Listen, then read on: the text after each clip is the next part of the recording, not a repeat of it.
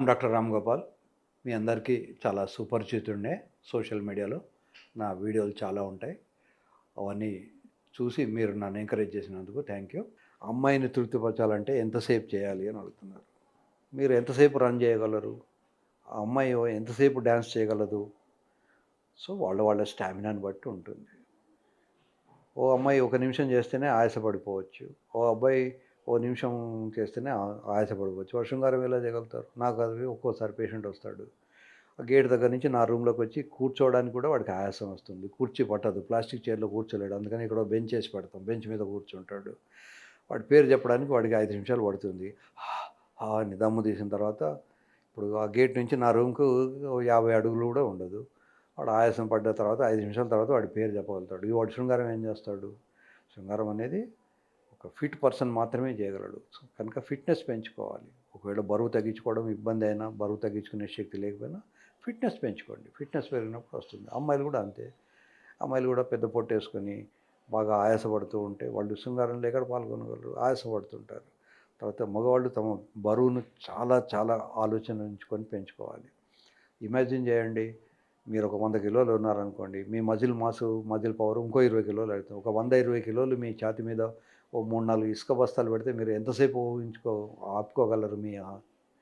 ఏ మగవాడు కూడా ఓ 100 కిలోల బస్తాలు 4 పెడితే ఆపుకోలేడు.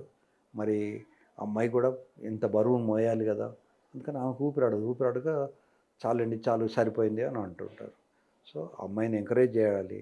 అమ్మాయి మీద ప్రెషర్ పడకుండా చూసుకోవాలి. బరువు పడకుండా ఇవన్నీ ఫిజికల్. ఇవి కాకుండా మానసికమైనటువంటిది. అమ్మాయితో యుద్ధం చేయడం, అమ్మాయి తల్లిదండ్రుల్ని తిట్టడం, అమ్మాయి తమ్ముడో, అన్ననో వాడు చెడ్డవాడు అనడం. ఇలా చేసిన తర్వాత అమ్మాయి హర్ట్ అవుతుంది. హర్ట్ అయిన అమ్మాయిని తీసుకొనొచ్చేసి నువ్వు శృంగారంలో పాల్గొనట్లేదు, నాకు కంఫర్ట్ ఇయ్యట్లేదు, నువ్వు కంఫర్టబుల్‌గా ఉండట్లేదు అంటే ఎక్కడి నుంచి ఉంటారు? ఒక వ్యక్తిని గౌరవించడం నేర్చుకోవాలి. ఎస్పెషల్లీ మీ భార్యను గౌరవించండి. మీ భార్యకు స్వేచ్ఛనియ్యండి. భార్య మీ సొంత సొమ్ము గాదు. మీరేదో గేదెను కొనుక్కున్నట్టు పెళ్లి చేసేగానే ఆ మెడలో తాళి కట్టగానే ఆమె మీ ప్రాపర్టీ కాదు. కనుక ఆమెకు వ్యక్తిగతంగా ఆమెకు ఎదగడానికి హెల్ప్ చేయండి. ఆమెకు మానసికంగా హెల్పింగ్‌గా ఉండండి. ఆమెకు ఎకనామికల్ స్టెబిలిటీ క్రియేట్ చేయండి. మీరు ఎన్ని చేపలిచ్చినా సరిపోదు. వాళ్లకు చేపలు పట్టడం నేర్పండి. వాళ్ళను సంపాదించుకోవడం వాళ్ళకు నేర్పండి. అంతేగాని నాకు డబ్బుంది కదా! నేను ఆమెకు తప్పితే ఎవరికి ఇస్తున్నాను అనుకుంటే ప్యాసివ్‌గా వచ్చే మనీ వల్ల ఏ అమ్మాయి కూడా తృప్తిగా ఉండదు. అమ్మాయి సంపాదించుకున్నప్పుడు అమ్మాయికి ఒక స్టెబిలిటీ, ఒక మానసికమైనటువంటి స్థిరత్వము, ధైర్యం ఉంటుంది. అదే మళ్ళీ మీకు బెడ్‌రూమ్‌లో కూడా రిఫ్లెక్ట్ అవుతుంది. కనుక అమ్మాయిల్ని ప్రోత్సహించండి.